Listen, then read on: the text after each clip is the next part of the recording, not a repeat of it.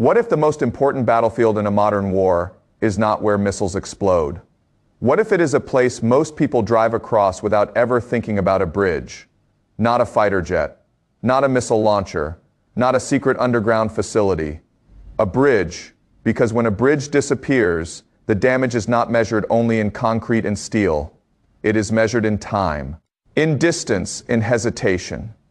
And in the invisible question every military commander fears: how fast can an enemy move when the roads beneath them no longer exist? Across southern Iran, a narrow corridor connects one of the most strategically important coastlines on Earth to the rest of the country. At the center of that corridor sits Bandar Abbas, a port city facing one of the world's most contested waterways, the Strait of Hormuz. On a satellite image, the geography looks simple: a thin passage of water, a coastline, a network of highways and rail lines stretching north. But hidden inside that image is a much larger struggle. Because whoever controls movement through this corridor influences not only a battlefield, they influence energy markets, military logistics, and the decisions of governments thousands of miles away. And this is where the bridge becomes more than a structure. It becomes the hero of this story. Because the real question is not, can a military destroy a bridge? Modern militaries have answered that question. The real question is, what happens when a bridge becomes a weapon? For decades, wars were understood through visible power: tanks crossing borders, aircraft dominating skies, ships controlling oceans. But modern warfare has changed. The battlefield has expanded into systems: a road network, a supply chain, a communication link, a decision-making process.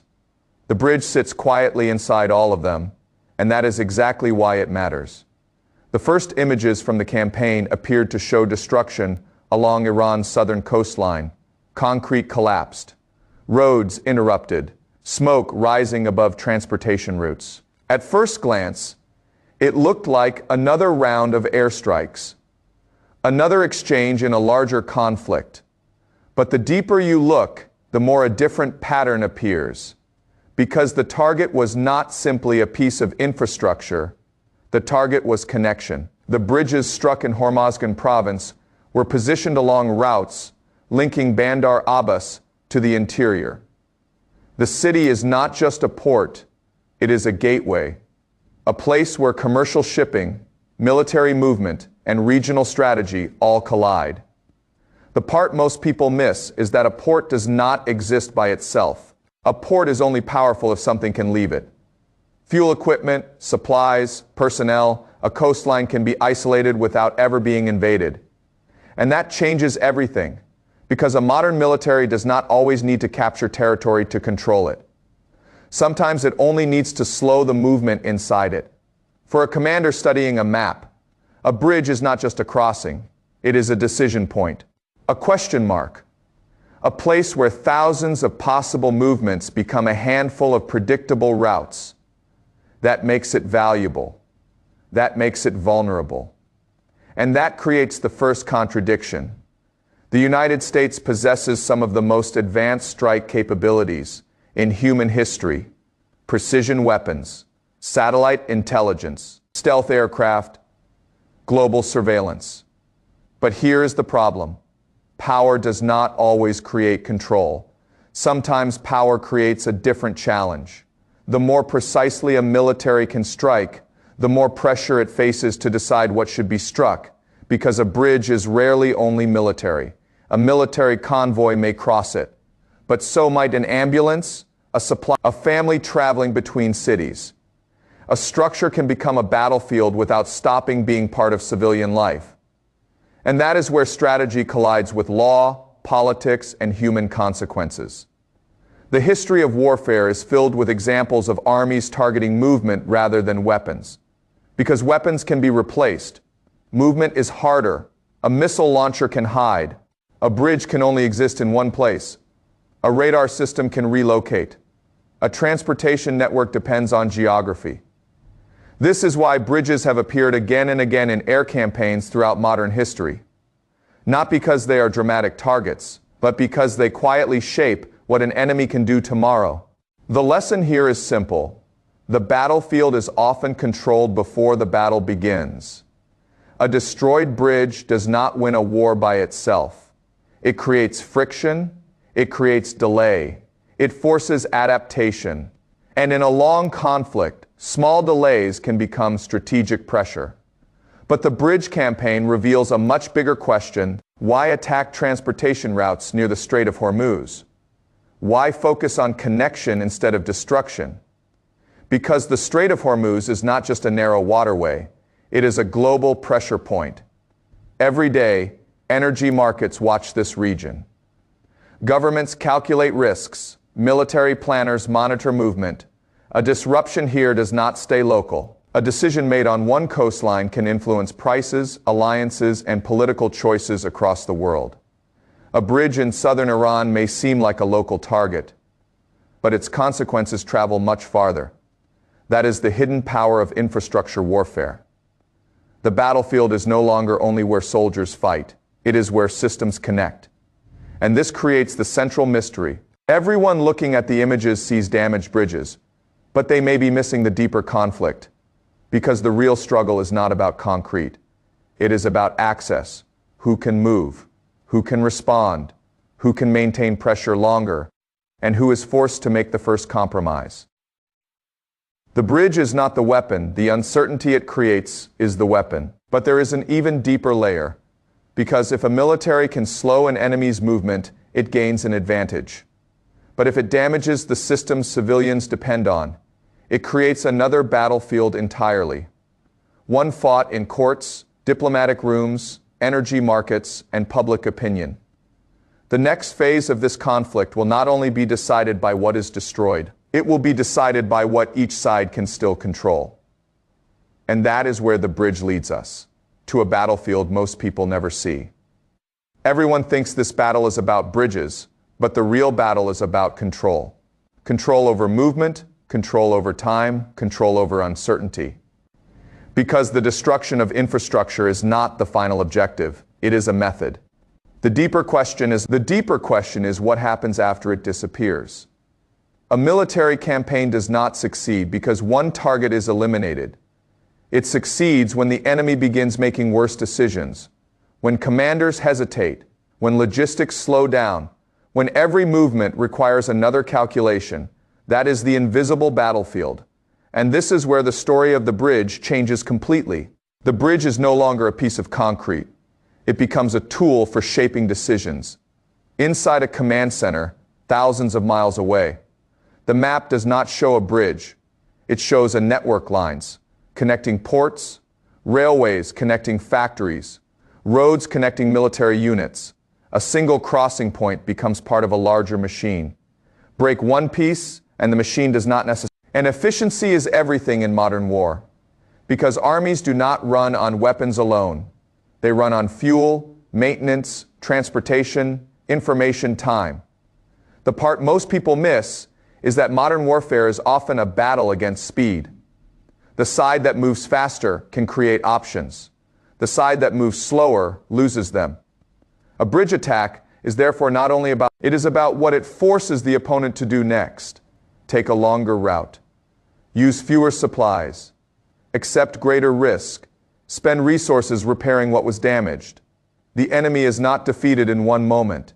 It is pressured into a shrinking space of choices. This changes everything, because modern conflicts are no longer decided only by who has the strongest weapons. They are decided by who can maintain a functioning system under pressure. Look at the Strait of Hormuz. On a world map, it appears small, almost insignificant, a narrow channel between Iran and the Arabian Peninsula. But this thin line of water carries enormous strategic weight. Tankers pass through it. Navies monitor it. Markets react to it. A disruption there creates consequences far beyond the coastline. A shipping delay becomes an economic problem. An economic problem becomes a political problem. A political problem becomes a military decision. The battlefield expands, the bridge and the strait become connected. One controls movement on land. The other controls movement at sea. Together, they create a larger struggle over access. The lesson here is that geography never disappears. Technology changes warfare, but geography still decides where power can move, satellites can see, aircraft can strike, missiles can travel thousands of miles. But armies still need routes, ships, still need waterways, industries, still need energy. A country can possess advanced weapons and still face a fundamental problem. How do you sustain power when every connection becomes contested? That is the question modern militaries are trying to answer. And this reveals another contradiction. Precision weapons are often described as tools that make war cleaner, more accurate, more controlled. But here is the problem. Precision does not remove complexity. It increases responsibility. The more carefully a target can be selected, the more intense the debate becomes over whether that target should be selected at all. A bridge represents that dilemma perfectly. A missile facility has one obvious purpose. A bridge has many. It can move military equipment. It can carry civilian traffic. It can support an economy. It can connect communities. The same structure can represent military value and civilian necessity at the same time. That is why infrastructure warfare becomes one of the most controversial forms of modern conflict. The battlefield is no longer separated from daily life. The battlefield is built into it. Inside a legal office, the question is different from the one asked inside a military headquarters. A commander asks, "Does destroying this target create an advantage?" A lawyer asks, "Is that advantage proportional to the expected harm?" Those questions collide in every infrastructure campaign because modern wars are fought in two dimensions. One physical, one political. A strike may damage a road, but the reaction may happen in international organizations, government meetings, media debates, public opinion. The explosion lasts seconds. The consequences can last years. This is why infrastructure has become such a powerful strategic. A damaged bridge can be repaired eventually, but trust is harder to rebuild. Economic confidence is harder to restore. Diplomatic relationships are harder to repair. A single strike can create multiple effects at once. Military, economic, political, psychological. The bigger picture is that warfare has become a competition between systems, not just armies. And this is the hidden transformation of the conflict. At the beginning, the visible war appears to be about weapons, aircraft, missiles, naval forces. But beneath that surface is another struggle, a struggle over resilience. Can a country keep functioning under pressure? Can an economy survive disruption? Can a military continue operating when every supply route becomes a vulnerability? The real war is not only about attacking an opponent. It is about forcing an opponent to spend energy defending everything. A radar screen inside a military operations room shows the same principle. The radar itself is not the battlefield. The decisions created by the radar or a bridge works the same way. The concrete is not the true target. The choices created by its destruction are. This is the invisible battlefield of modern warfare information. Logistics, psychology, industrial capacity, the ability to continue. And this is why the future of conflict may look very different from the wars of the past. Future wars may not begin with armies crossing borders. They may begin with systems being interrupted, satellites, networks, energy infrastructure, transportation corridors, communication links.